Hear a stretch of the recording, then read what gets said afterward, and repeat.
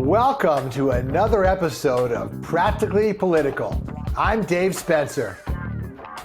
And I'm Carrie Sheffield. All right, Carrie, as you would say, let's get right to it. We finally have, after a marathon, and some people would say a debacle, we have a Speaker of the House. We have a functioning House of Representatives. Members have been sworn in, even George Santos. And but the first things I'm hearing about this House doing are investing Hunter Biden's laptop and passing anti-abortion bills. I mean, come on, can you at least tell me one thing that this new House of Representatives has planned that's going to actually help the American people, and that is something the American people want to see passed? The American people don't want more abortion bills. And by the way, 6 states had referenda, including Kentucky and Montana, and they all supported abortion. So I know you pro-lifers are a little rabid, but it's turning into a circular firing squad here. What's going on? Well, aside from the personal attack on my character as a rabid person, I am going to set that aside, my dear friend, and say that there's a lot that has already been passed. HR 23, I'm happy to say, is defunding the 87,000 additional IRS agents who are going to disproportionately target the small businesses. Really, that's what's sad about all of this is, no, it's true. Look, and you asked me, what do the American people want? They don't want that. They don't want the IRS targeting small businesses. That's just the fact. And the truth is that big businesses can comply with all of these endless audits. It's the small businesses that suffer the most, and they're the ones who are actually disproportionately targeted for these audits. And yeah, everyone should pay their fair share. I'm not promoting any of that. I'm just saying there's a disproportionate burden that small businesses have to suffer for this. And so what else? That's one thing. What else? How about stuff that the priorities that the American people want? Why are all we hearing about is Hunter Biden's laptop? And then we're hearing about new anti-abortion bills, which are really, what do they call those in political parlance? Messaging bills. In other words, something that has absolutely no chance of coming to the floor in the other chamber, but simply brought up just to appease the base or to, pay some political price or whatever. I mean, come on. Why can't they? Right now, Congress has such a low approval rating.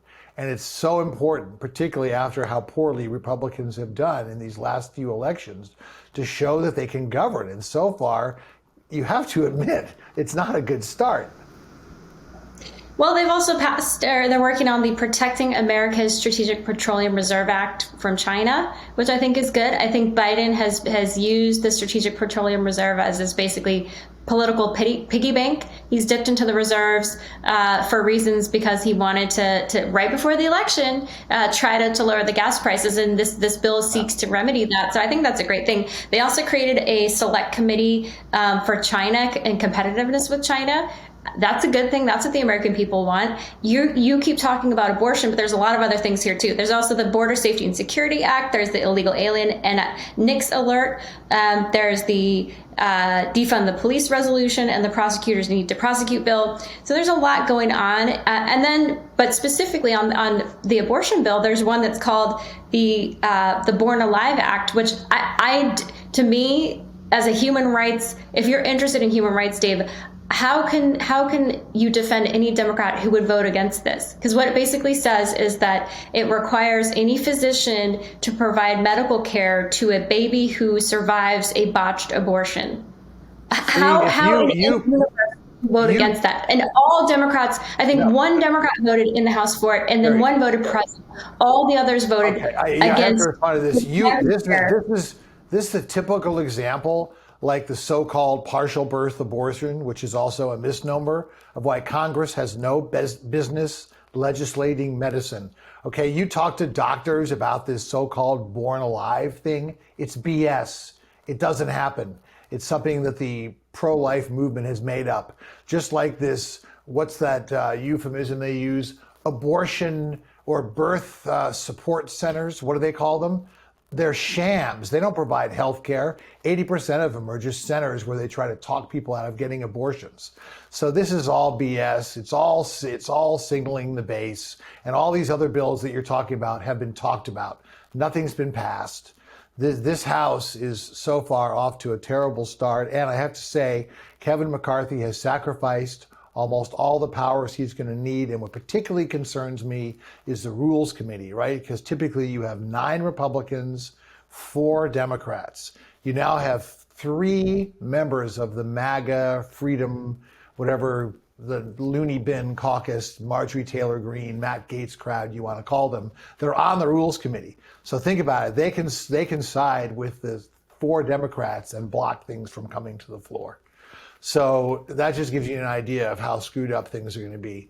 But I can promise you there'll be very little meaningful legislation that comes out of the House. And unfortunately, a big part of that is because Kevin McCarthy has yielded so much control to the crazies. But we will see.